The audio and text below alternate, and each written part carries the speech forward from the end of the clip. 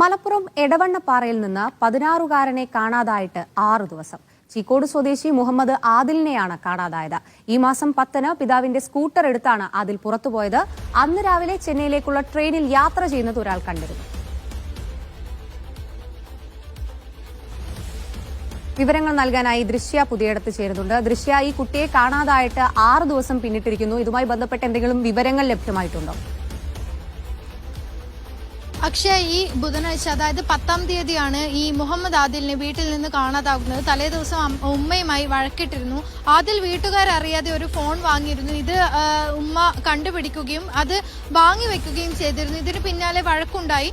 പിറ്റേ ദിവസം 10-ാം തീയതി രാവിലെയോടെ തന്നെയാണ് വീട്ടുകാർ ഈ കുട്ടി വീട്ടിലില്ലെന്ന കാര്യം തിരിച്ചറിയുന്നത്. പിതാവിന്റെ സ്കൂട്ടറും എടുത്താണ് കുട്ടി പുറത്തേക്ക് പോയത്. കോഴിക്കോട് റെയിൽവേ സ്റ്റേഷനിൽ വെച്ച് കുട്ടിയുടെ ഈ കുട്ടി ഉപയോഗിച്ചിരുന്ന ഈ സ്കൂട്ടർ പോലീസ് കണ്ടെത്തിയിട്ടുണ്ട്. രാവിലെ 7:30-യോടെ കുട്ടി വീട്ടിലില്ലെന്ന കാര്യം അറിയുന്ന മാതാപിതാക്കൾ വാഴക്കാട് സ്റ്റേഷനിൽ പരാതി നൽകുന്നു. പിന്നീട് പോലീസ് കേസെടുത്ത് അന്വേഷണം ആരംഭിച്ചു.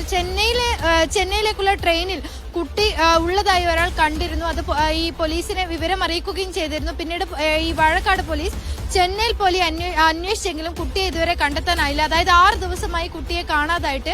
ഈ നമ്മൾ പിതാവിനോട് സംസാരിച്ചതിൽ നിന്ന് കുട്ടി ഈ ചെന്നൈയിൽ ഇവരുടെ ബന്ധുക്കളോ മറ്റോ ആരുമില്ല എങ്കിൽ പോലും കുട്ടി കുറച്ച് നാളുകളായി മറ്റ് സൗഹൃദത്തിലാണെന്ന് ഈ കുട്ടി. എന്താണ് അമീബിക് മസ്തിഷ്ക ജ്വരം? നിങ്ങൾ എപ്പോഴെങ്കിലും നീന്താൻ പോയിട്ടുണ്ടെങ്കിൽ ഈ മാരകമായ അമീബ നിങ്ങളുടെ തലച്ചോറിൽ പ്രവേശിക്കാനുള്ള സാധ്യത വളരെ കൂടുതലാണ്. നിങ്ങളൊരു കുളത്തിലോ തടാകത്തിലോ നീന്തുമ്പോഴെല്ലാം നിങ്ങളുടെ മൂക്കിൽ കയറി നിങ്ങളുടെ മൂക്കിലൂടെ നീന്താൻ ഇഷ്ടപ്പെടുന്ന ഈ ചെറിയ അമീബകൾ സാധാരണയായി ബാക്ടീരിയകളിൽ നിന്ന് നിങ്ങളെ സംരക്ഷിക്കുന്ന നിങ്ങളുടെ മൂക്കിലെ മ്യൂക്കസ് അതിനെ തടയാൻ വളരെ ദുർബലമാണ്. അതിനാൽ അമീബകൾ നിങ്ങളുടെ നാസൽ ഭാഗങ്ങളിൽ നിന്ന് നിങ്ങളുടെ തലച്ചോറിലേക്ക് സഞ്ചരിക്കാൻ കഴിയും.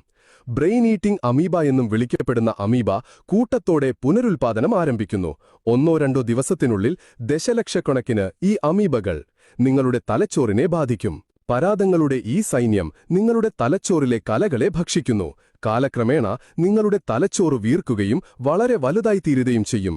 ഇത് നിങ്ങളുടെ തലച്ചോറിനുള്ളിൽ സ്ലിമി പഴുപ്പ് രൂപപ്പെടാനിടയാക്കും. ഈ ഘട്ടത്തിൽ നിങ്ങൾക്ക് ജീവിക്കാൻ ഒരാഴ്ച മാത്രമേ ശേഷിക്കുന്നുള്ളൂ.